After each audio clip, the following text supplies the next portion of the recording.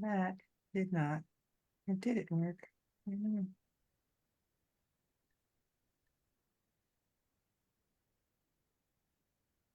Okay, everyone, welcome. We are live from Baku and other locations.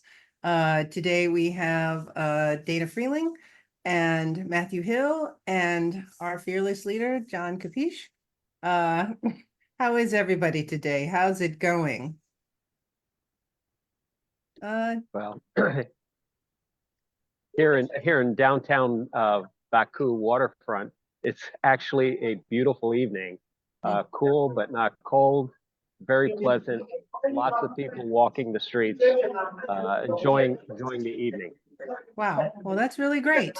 It's really great. Matthew, how are you doing today? Yeah, absolutely. I mean, like John said, it is a beautiful evening out here. The sea is gorgeous. There's been a lot of people walking around. It was a little cold and foggy this morning, but it's been a beautiful day. Saw some really great stuff at COP yesterday and today, so I'm excited to share. Okay, super. And welcome home, Dana. You made it back. Yeah, nice to be here. I've been following along with the proceedings today, and there are some interesting things to discuss, some initiatives that the U.S. is trying to slide into before the inevitable withdrawal with the next administration, but doing okay. Hey, well, okay. So tell me, John, what have you been up to today? What have you seen, heard? What do you want to talk? What do you want to tell us? Share with the audience today. Well, I have some relatives attending COP29. A couple of my wife's nieces. So I spent the day educating 16 and 17-year-olds on the basics of climate change and greenhouse gas dynamics, fossil fuels and such. So it was an interesting to get back in touch with informing people of the very basic principles of climate change and climate change remediation. And what that caused me to do is to realize that so much of what's going on here is not dealing with the fundamentals, with the basics. It's dealing with the tangentials and the secondary aspects of it.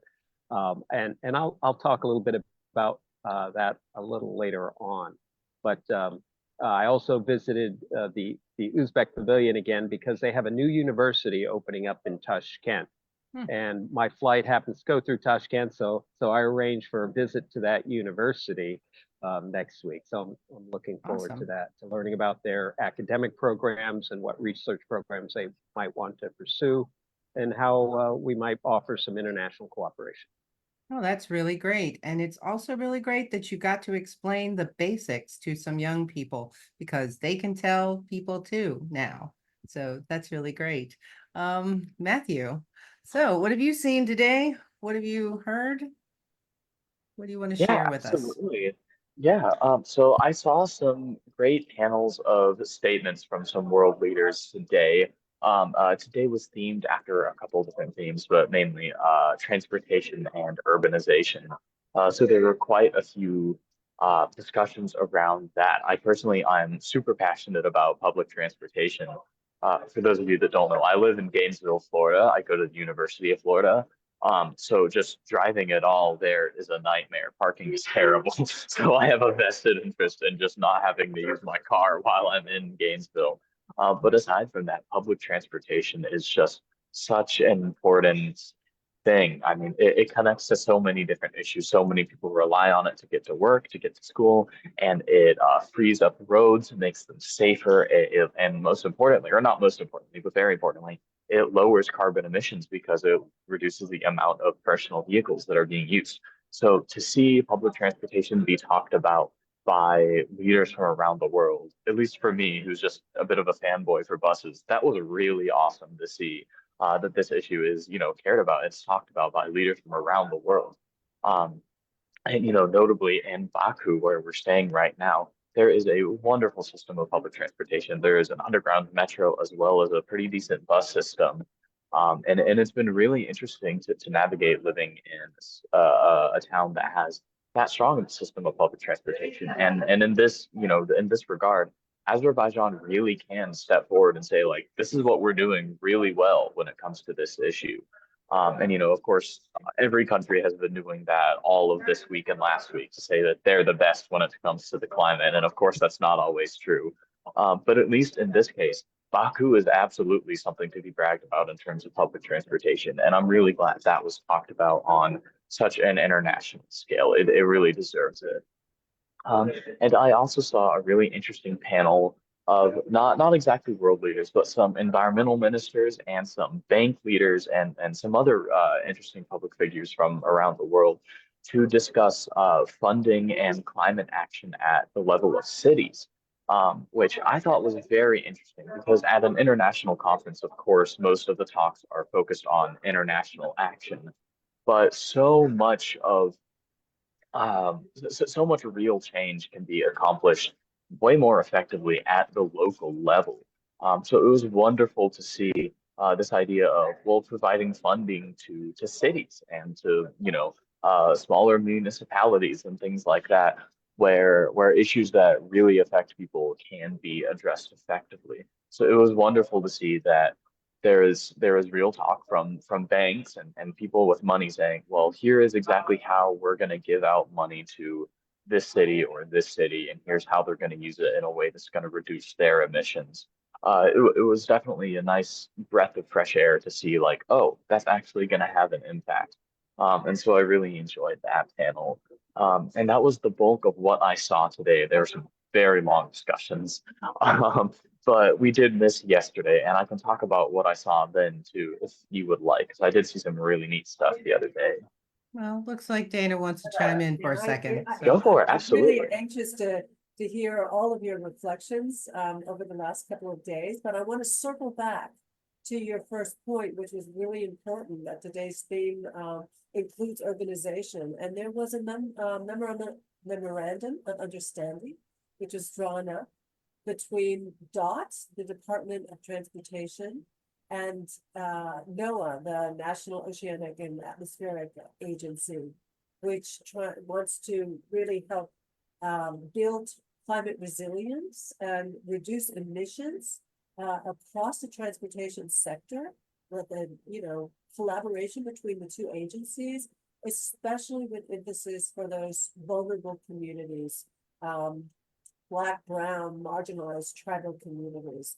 I think this was really a landmark initiative, and it shows how the interagency coordination not only should be, but must be cemented for us to move our energy transition in the correct way. So I just wanted to, I'm really happy to hear about all of your reflections and goings on for today, but I wanted to circle back to this swing point for today's theme. There was also a interesting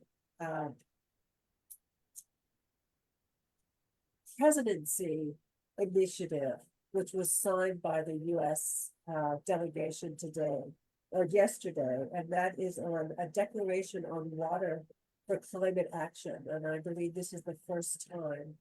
I don't know if John has been following it, but who knows whether we will abide by all of these things after 2 months. But perhaps in any way we have thrown our hat in the ring with the other countries for this COP presidency, COP29 presidency. Have you followed this water declaration, John? Actually, I followed a declaration by water keepers. I serve as a water keeper, Kissimmee water keeper. There's 15 water keepers in Florida. There's about 300 around the world. There's probably maybe a dozen water keepers here from 10 countries. And we have a declaration that emphasizes, as I mentioned at the beginning, the fundamentals, getting back to clear declaration of reduction of fossil fuels and making sure that replacements are not greenwashed. In other words, a lot of the alternative energies are somewhat deceptive. And I had received an email from somebody yesterday asking that question. There's a nation that has sort of delisted a lot of the biofuels from the carbon credit market because of somewhat questionable economics, carbon economics of that. But I spent a little time at the water pavilion and at a pavilion right across from the water pavilion where they were holding a panel dealing with water issues and climate issues in Afghanistan, of all places. And that was quite interesting.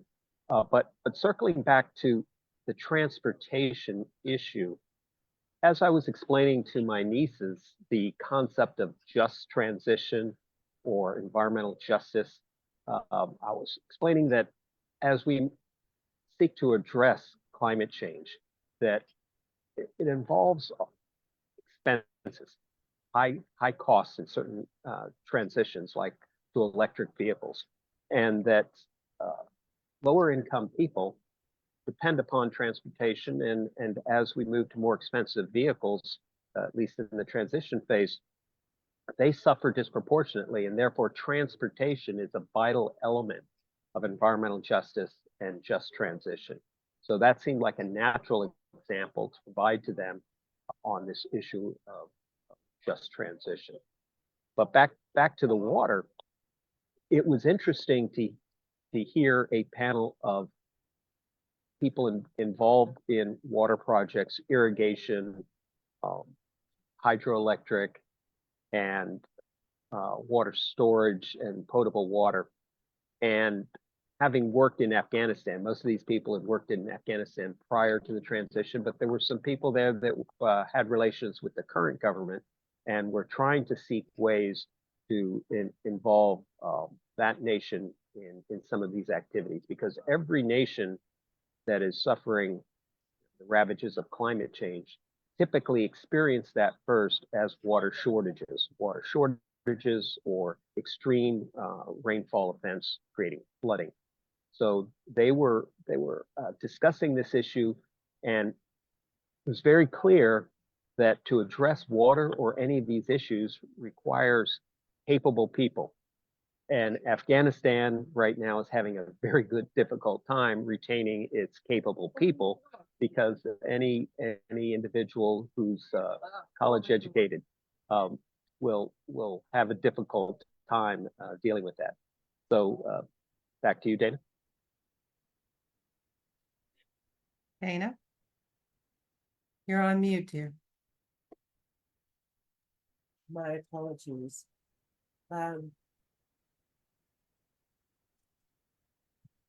Going back to yesterday, I know the focus was more on agricultural and food systems. There was an important demarcation made about methane as compared to last year. Of course, last year we had the breakthrough global methane pledge, which was spearheaded by John Kerry. Was really a great achievement. I guess everybody knows what methane is. It's far more potent than, doesn't last as long in the atmosphere, but it's far more potent than actually carbon.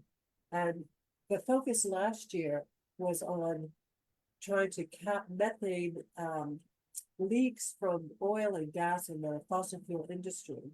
But this year there is a new focus on trying to eliminate the methane from agricultural waste, which should be something, there's so many technologies, and it should be something we are able to accomplish fairly easily, and that will help reduce, some of those greenhouse gases in the short term. An easy fix compared to, let's say, combustible car engines and trying to produce low carbon cement or steel. Yeah, I want to circle back to the transportation that Matthew was talking about earlier. Um, I really think that the United States needs to improve its public transportation tremendously. Not just I mean, Florida is not that great if you don't live in, I'm not even sure if there's a city in Florida that has good public transportation.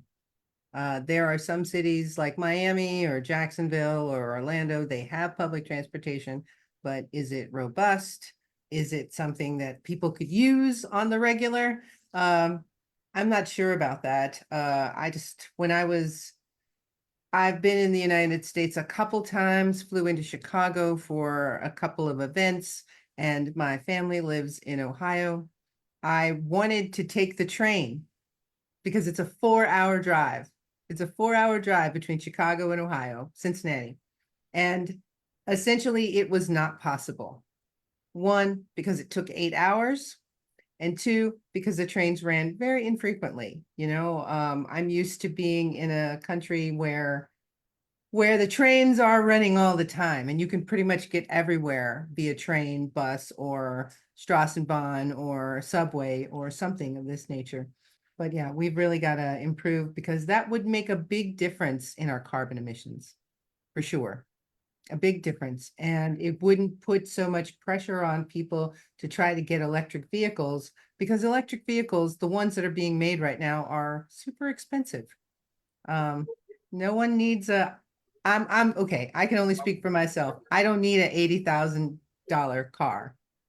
Like, it's just not, it's unnecessary just for it to be electric. I think that I've seen some from China that were like 25,000, which is affordable. That's something you can afford. They didn't have all the bells and whistles that a lot of the electric cars have now, the ones that are being made in Europe and in the US, but they were comfortable looking, and they drove.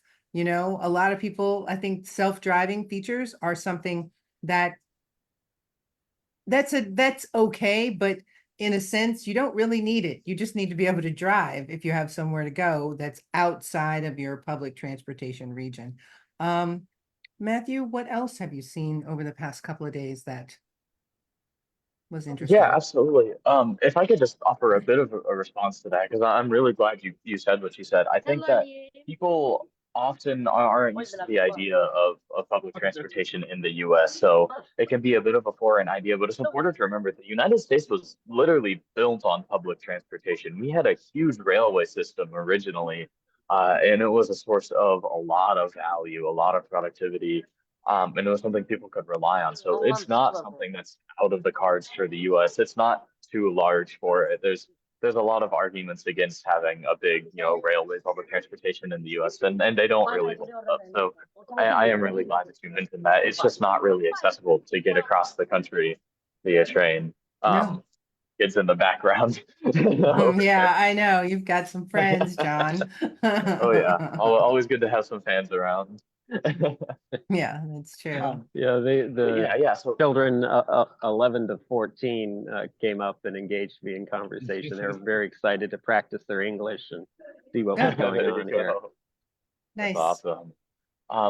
And then Angela, also what you said about electric vehicles. Other than me being a little bitter because they cost way more money than I'll ever be able to afford, there are a lot of issues that come along with that. Like number one, like we've been saying, they're simply not accessible to people. It's just not a real solution. They're not really here to, save us. They're kind of just here to save the car industry in the face of climate change.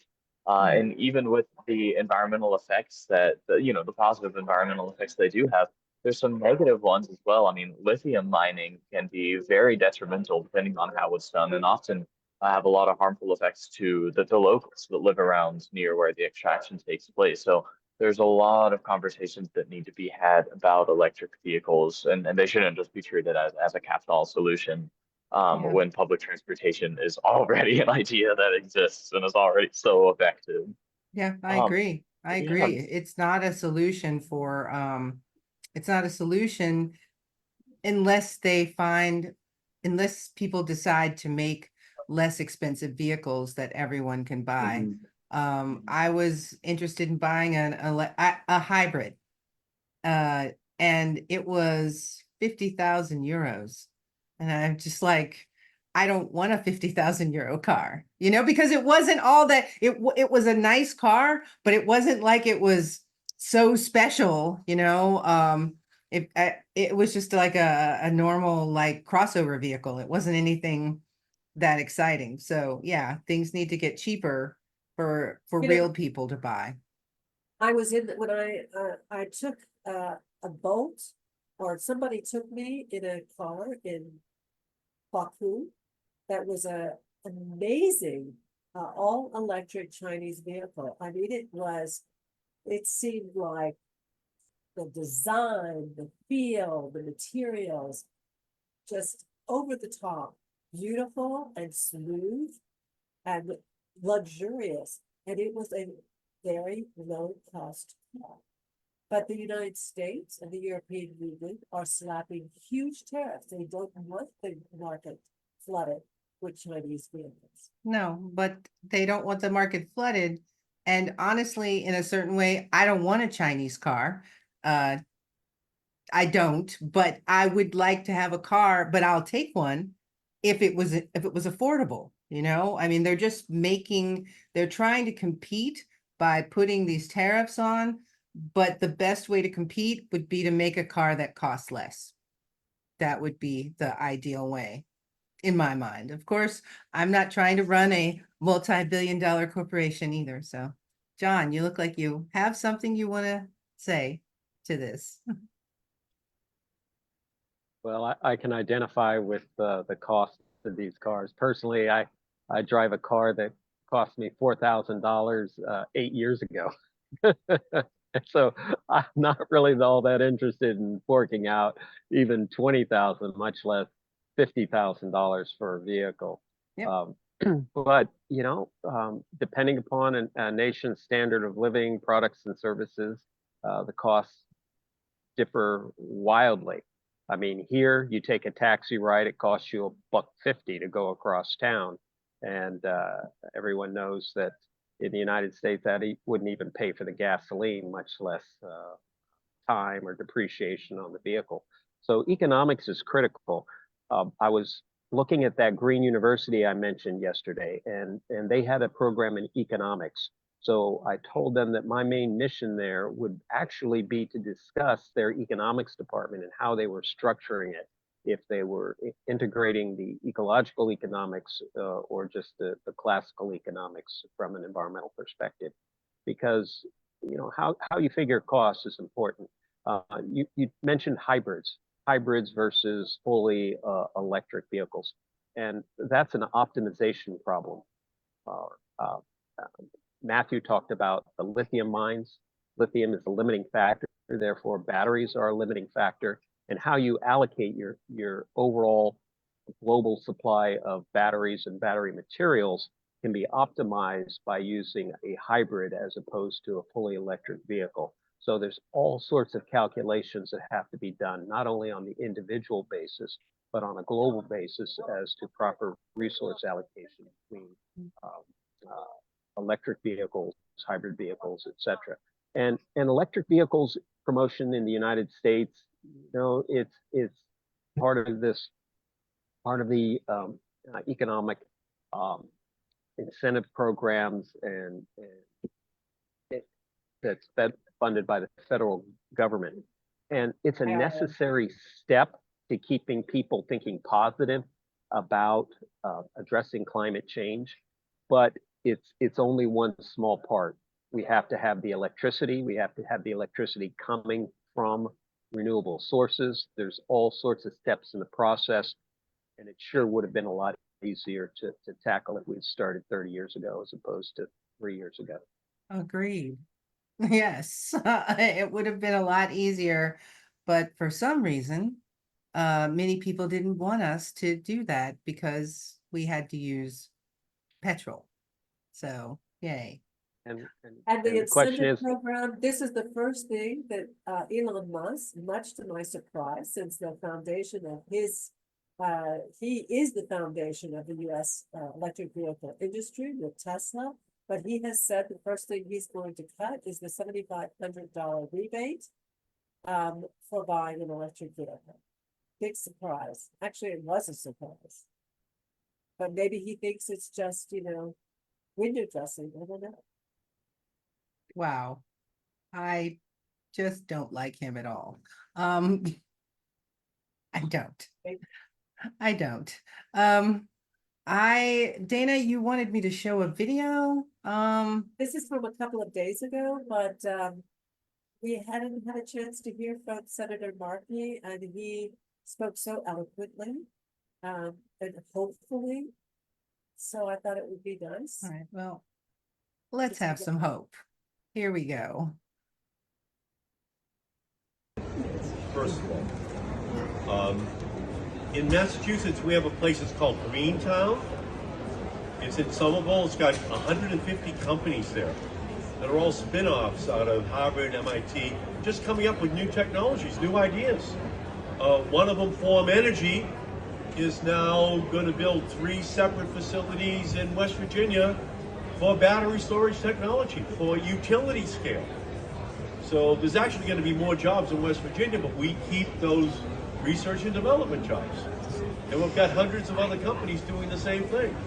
So it might wind up with the manufacturing in Georgia or Kentucky or West Virginia, but we wind up with tens of thousands of new jobs in Massachusetts as a result of that development, right? So it's a national economic plan to create millions of new jobs in this new economy sector, in the same way that we moved from a black rotary dial phone to a flip phone to a computer in everyone's pockets in 20 years. No one wants to go back to a black rotary dial phone with a cord that's only 6 feet long, that your mother and father can hear everything you're saying when you're in the living room, okay? No one's going back. Well, the same revolution's unfolding in energy, in transportation. It's happening. And it gives this younger generation that took on the telecommunications revolution, the Google, eBay, Amazon, Hulu, YouTube revolution. Well, this whole younger generation wants to do the same thing in clean energy. They're ready to go. That's where they want to work. That's their ambition. And if we got out of the way, they'd get it done in 10 years. It would be all over, this revolution. So that's going to be our challenge, is to allow these young, talented people all across the country to not only invent, but then let union workers, let the roofers with solar, let the electricians, let all of these building trades people go out there and install it in our country. You know, Thomas Alva Edison right now would recognize our electricity grid in the same way 25 years ago Alexander Graham Bell would have recognized our telephone network. Alexander Graham Bell would have no idea what we're doing any longer. And the same thing should be true for Thomas Edison in another 10 or 15 years if we do this right. To have a smart grid, to have one that's pulling in the wind off the ocean, the solar off of roofs, off of deserts, and transporting it into the transportation, into the population areas of our country. So we can do this, but we have to have the same kind of optimism that was generated when we just had this information revolution that we just went through. So I would just be optimistic. I would just say young people want to do this. We have to trust young people. They're going to be living with the consequences if we don't act. And if we got out of the way, they will lead us. They will lead us. We should listen to them. We should be optimistic about the future. We should trust them to be able to make the difference. It's not only going to save our country, but save the world. Yes, it could save the world. We should be optimistic. I'm trying. Matthew, as a young person, how do you feel? What did you think watching Senator Markey give these words of Wow, I mean, I was there when you were taking that video, and it still feels just as inspiring to hear. I mean, what an incredible speaker. I mean, it's so easy to become pessimistic and hopeless about things. But I think that the major takeaway from most people in the climate field right now is that there is still time. You know, not a lot, but we're not without hope. There are so many things that we need to do, but that means that there's so many things we can do. You know, so it's really important not to lose hope and give in to despair. And I'll always can count on Senator Markey to remind us of that. I mean, what a guy. Yeah, yeah, he's a great guy. Absolutely. Yeah. John, would you like to comment? Well, I'll comment as I've got an oil derrick over my shoulder. Yeah, So I'm yeah, talking from a place that, you know, it represents an entrenched interest of fossil fuels, and I'm just not sure that we've overcome that yet. In fact, I think we're about to take a step in the opposite direction. But I continue to, you know, depend upon and hope for and work to support the youth, because they really have to be the ones who take on this challenge politically as well as technically. And we have to do all we can to assist them in that pursuit. And one of the primary issues is the cost of higher education. It's just prohibitively expensive, and when young people go into debt to obtain their education, it sort of anchors them to the traditional industries, does not allow them to take a step into something new, something not as well established, not as well compensated in its early phases. And the huge educational debt really needs to be addressed if we're going to have a mobile, talented workforce to bring to bear on this climate crisis. President Biden tried. He tried. Didn't he, John? Well, there's a difference. There's a difference between forgiving previous debt and lowering the cost of education going forward. Sure, but it's Personally, I believe that we should reduce the cost of education, get it down to a affordable, manageable level. In Europe, you know, in many places it's free. But once we do that in the USA, then we should go back and forgive all that debt.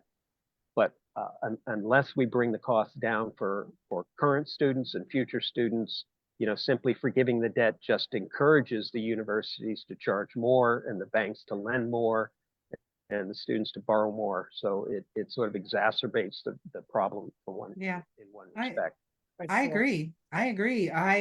Living in Germany, our daughter, when she went to university, it's not exactly free, but let's just say, I think we paid about, including books, about €1,000 a year, which that is manageable. Like, that is incredibly manageable. People used to ask me, you know, is our daughter going back to the States to go to university? And no, absolutely not. Because we couldn't have afforded it, you know? I mean, we would have had to afford her education, a place for her to live, travel back and forth between Germany and the United States. It's too much. I agree that it has to get down to a manageable level that you can afford without having to sacrifice everything in order to make it happen, including your future, by taking, you know, hundreds of thousands of dollars in debt. For sure. Equivalent it is, not only is it free, you are paid subsidies for living costs, for housing costs. The country wants to make sure that there's equal access, no matter where you come from, to higher education. Cradle or pretty much kindergarten to the end of your life, education is free in this country. I don't expect the United States to really follow in those footsteps, but it has been a remarkable journey to watch that here and to have raised children here. Yeah, for sure.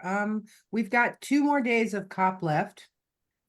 Tomorrow the theme is nature, biodiversity, indigenous people, gender equality, and oceans and coastal zones. And then on the last day, we have the final negotiations. John, what are you looking forward to with the final negotiations? Well, typically final negotiations go beyond the end of COP, the 22nd. Often it goes into the 23rd and one day after the end of the conference, sometimes even 2. So I'm expecting that from what I'm hearing in the news and in the halls is that the preoccupation is with loss and damage conversations. So that's a parallel set of priorities to actual greenhouse gas reductions. Okay. Matthew, what are you looking forward to in the next 2 days? Yeah, like Sean said, there's been a lot of talk about the long-term damages fund. And I think there's some immense value there. I mean, there's been quite a bit of loss and damages from climate change already.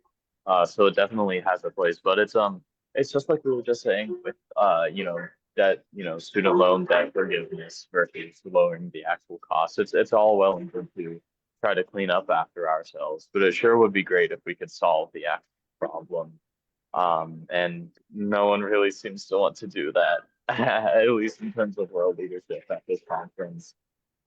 There's a very drastic unwillingness to actually cut emissions. Everyone loves to say that they will, but not really to commit to it. So I am hopeful in a general sense.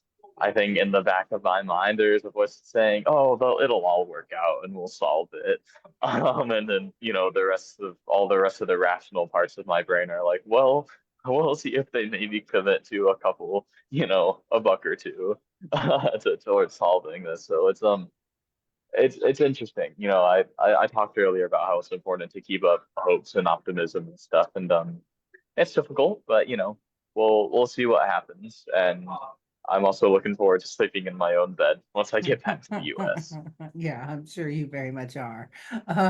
Dana, what are you looking forward Well, to? tomorrow, it's interesting. In other COPs, there has been more focus on individual marginalized groups, and I have been visiting some of the indigenous women's groups, and we've just kind of been rolled over, and everything is lumped together tomorrow. How do we support these marginalized groups? And this is really what the negotiations is about, is how do we to support all these countries and constituency groups in the global south, in the developing world, who have been the historic minor emitters of greenhouse gases. How are the major players going to compensate them? Now, there had been an agreement that there would be $100 million a year, and now this is the term they're using, new collective qualified goal. There are negotiators that are pushing for $1 trillion a year. So really to make that 10 times, let's see what they come up with. Yeah, we're going to definitely see what they come up with. And while we're going to take a look at Michael's pictures and for the day, and then we'll come back and close out. I think, honestly, I want there to be hope. I really do.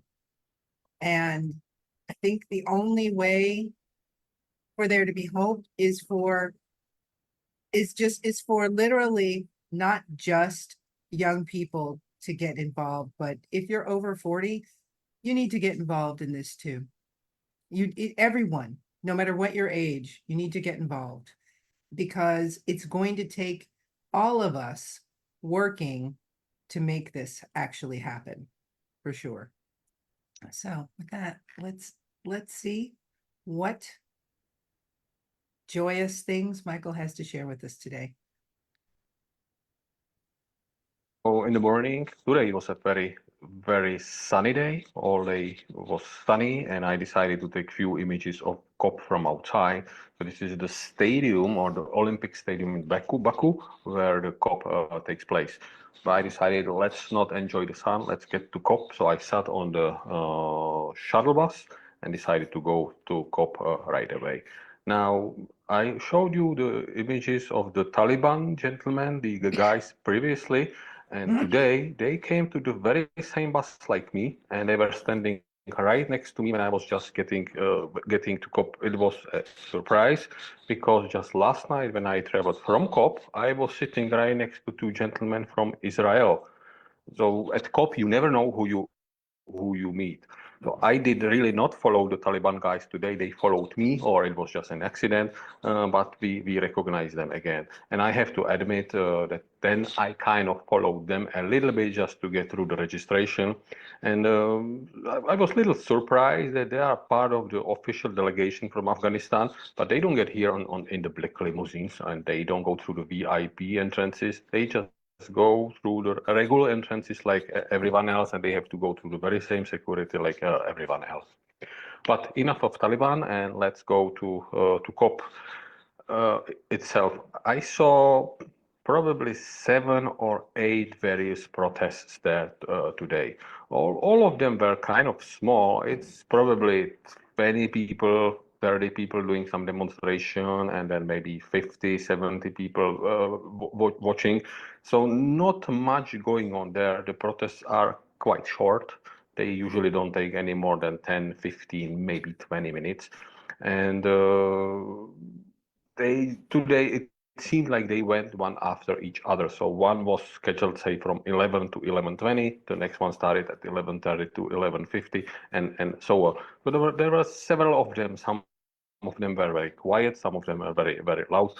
Just another image from a pretty quiet, another quiet demonstration. We have seen similar images yesterday, so I'm not going to comment on them anymore. This group, I think those were the practitioners or medical doctors from Canada. They had their protest there as well. And it seemed like they put quite a bit of effort into their preparations because they got some attention because they had also some stuff with them. And I took more images of them because they seemed to me that they really prepared for this specific demonstration.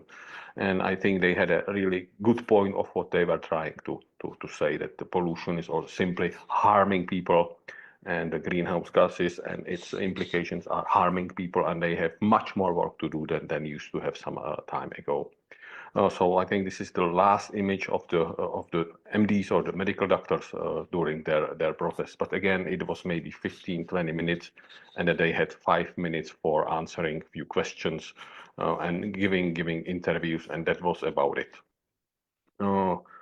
This was the loudest protest I have seen today, and it was organized, I think it was indigenous people. And as you can see, I believe the gentleman on the left-hand side, I think he's from Brazil. He's one of the Amazonian Indians, and because he talked quite a bit about the next COP, which will take place in Amazonia. So he claimed that it's indigenous people land, and the world needs to follow what the indigenous people, how they treat the world, because that's the right way.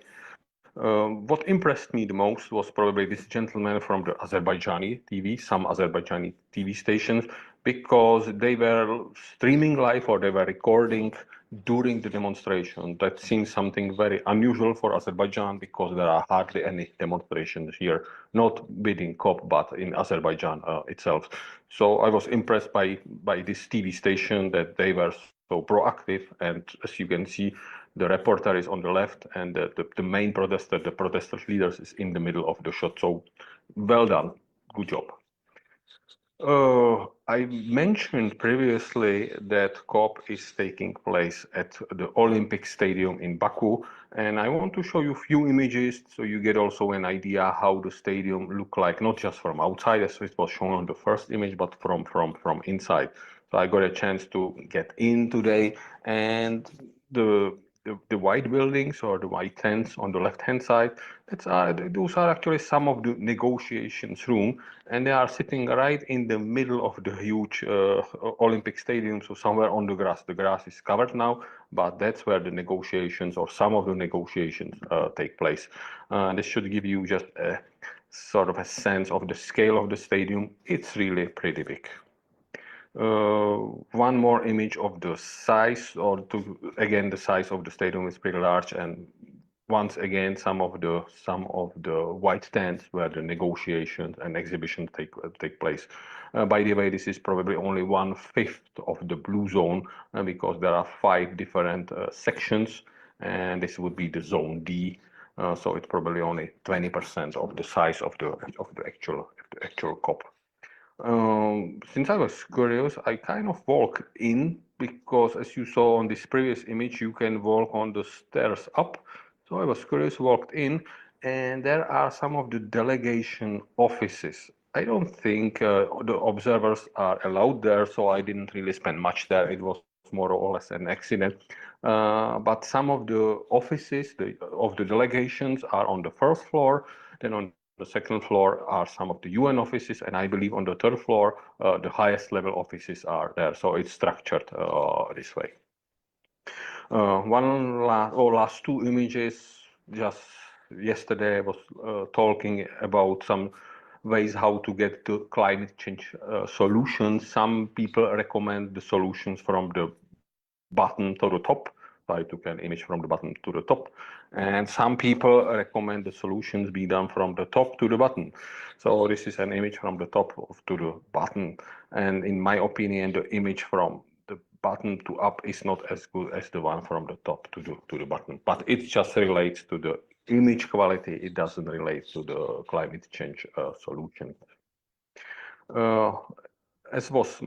Today was a day that related to energy, and the most energetic pavilion was definitely China today, or at least in my opinion. It was full, it was crowded, and there was a lot going on. There were some, I would say those were models in the traditional Chinese dress walking around and taking many selfies. I saw some monks there. I cannot really tell whether they were from Tibet or from the regular China, if you will, but it was unusual to see Chinese monks next to the Chinese pavilion. It surprised me. I have never seen the Chinese monks in the pavilion previously. There was also this professor, I believe he was from the University of Florida. He was delivering some presentation in the Chinese pavilion. And what got my attention was that his point was that he worked in Ethiopia for several years, and he made a point that there is a strong need of the connection between China and Africa. He basically was saying that Africa should look towards China and see what progress China made during the last 50 years and follow the very same path if Africa wants to be successful. Simply, that was of his point. I'm not sure that's the right path, but that's what the professor was talking about. And one last thing from the Chinese pavilions, if you really want to attract a crowd, you just have to give some free stuff. So here, the Chinese organizers were giving out some lanyards, and also all of us had some lanyards with the UN signs. They were giving free lanyards with some Chinese symbols, and it attracted a huge crowd. So just a recommendation for future pavilions. Give out some free goodies and you'll get a crowd there. One other area I visited today were the actual negotiations rooms. I spent there, to be honest, more than 1 hour. I spent there 1 hour and 5 minutes because to some extent it was very interesting. To some extent it was very boring. Basically, the participants had on the screen in the front some text in a Word file, and they were shaping not just the sentences, but they were shaping basically each word in each sentence. So this is how the text looked at the beginning, and you can see that the image was taken at 11:50 a.m. That's how the text looked like at 11:50 a.m. And then the participants talked for more than an hour how this one page should be changed, how the text should look like. I did not really fully understand the content of the text because I came kind of late, but it was basically about requesting the secretariat, the UN secretariat, to prepare a work plan for further development of the greenhouse gases data interface. So it was not about any actual action; it was just about data interface or preparation of data interface. And the participants were more than an hour were talking about every single word. So it went like this. We agree with most of option 4, however. And then China stepped in and says, China requests the third paragraph to be deleted. Okay. Australia stepped in and said, Australia requests that the deleted paragraph will remain in the text. Then Iraq stepped in, then Brazil stepped in, then UK stepped in. As you can see in this image, if you want to step in, you just put the tag with the name of your country vertically, and that shows to the co-facilitators that you have something to add. It took an hour, more than an hour, and then after an hour, hopefully you can see how the text looked like. Then we finally went for a lunch, so I don't really know how it will end, but I can tell you when I compare some of the protests when the people request an action now, and then you go to a negotiation room like this, the action is definitely not being taken now. Then I walk outside and want a little bit of some entertainment, and I saw a huge crowd among these people. To be honest, I did not know who is the gentleman on the right, so I asked the Azerbaijani volunteers, some girls, 18, 20 years old, because they were just looking at this gentleman with a lot of love. So this is an actor from the UK. His name is Theo James. Honestly, I have never heard about him, but he seems to be an international star now. By the way, I just wanted to keep my face in front of the Azerbaijani volunteers. So I told them, oh, I saw Leonardo DiCaprio 2 or 3 years ago in a different COP. And they look at me and say, oh, who is Leonardo DiCaprio? We never heard about him. So there is some gap among us. Now, this Theo James is not here just for fun or just to show up. He is actually the goodwill ambassador of the UN High Commission for Refugees. And today he officially launched the Refugees for Climate Action Network. So that's his position. And you can see it quite often that there are these goodwill ambassadors for various UN offices. And those are actors and some other famous people. So you can meet them here and there. I also met this lady. She is some very famous actress from Thailand, and I apologize, I just could not remember her name. And the last image of the day shows the upcoming star, because our very own Dr. John Capese was presented at he was shown an interview with him on the Uzbek national TV. So John, congratulations, this is the way to go.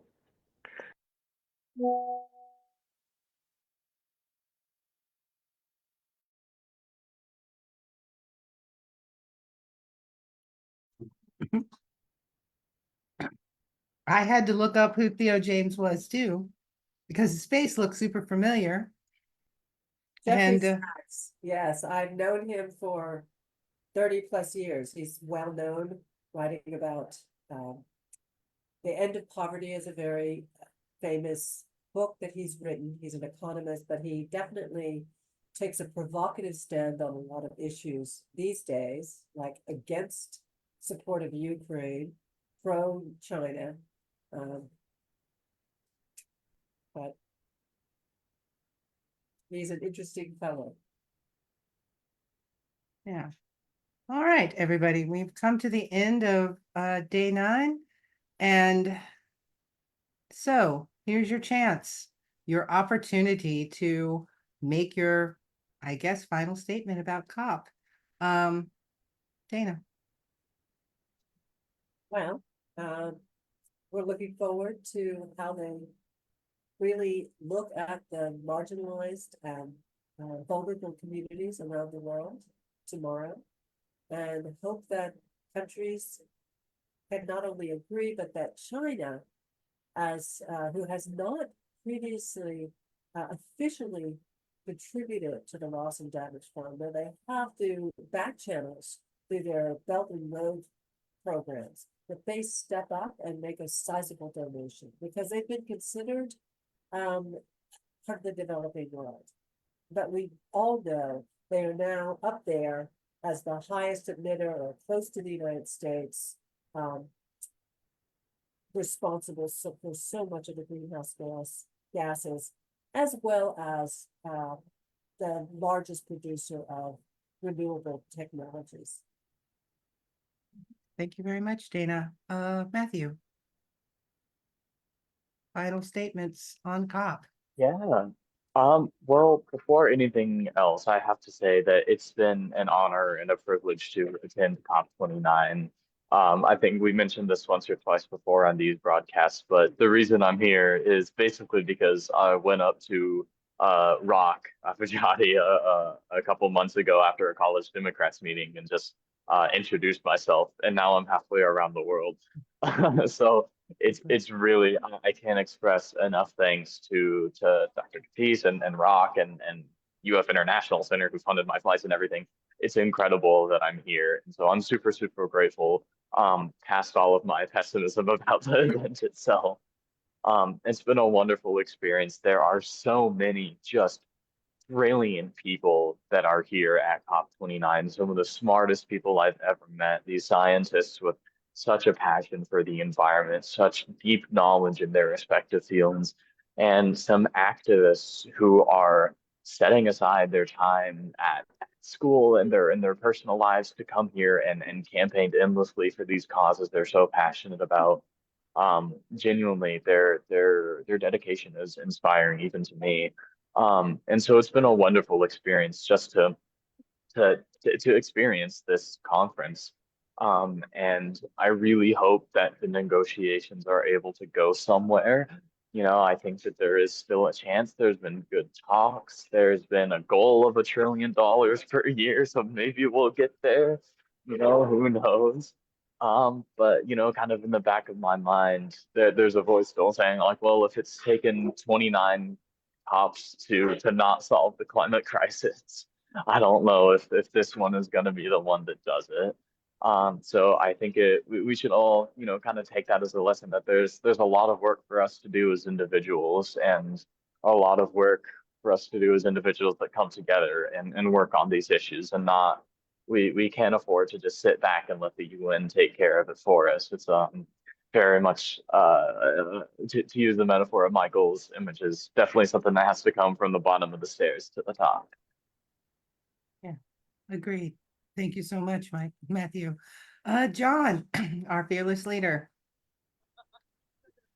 Well, let's- actually, technically, Michael is now our fearless leader. He is head of delegation for Intelligentsia International as far as the UNFCCC is concerned. Awesome. But, you know, our participation here comes at a significant carbon cost. Carbon footprint is not trivial. So it's important that we do things like this, that we share this information with as many people as possible, people who are not physically here. We need to relate to them both the content of what's happening as well as the tone and the outlook. So one of the things that Michael and I do is we take some of his photographs and we package them with captions, and we provide it to a publication called The Invading Sea. The Invading Sea. And people can go to them online and see a photo essay of Michael's images, and I've added some text that tries to capture some of the descriptions that Michael offers in these videos. So take a look at that and share it with others to get an idea of what's going on here at COP. Right. Thank you so much, John. Well, thank you all for participating in this today, everyone that's watching or will watch. For Rock and Michael and Dana and Matthew and John and myself, thank you so much. And I guess we'll see you at COP30 in Brazil. And hopefully we'll have made some significant progress on climate change by then. And remember, it takes all of us to make this issue, to work it. Not just a few people sitting in conference rooms. It's something that we all have to be involved with to make actual change. So until next year, we'll see you then.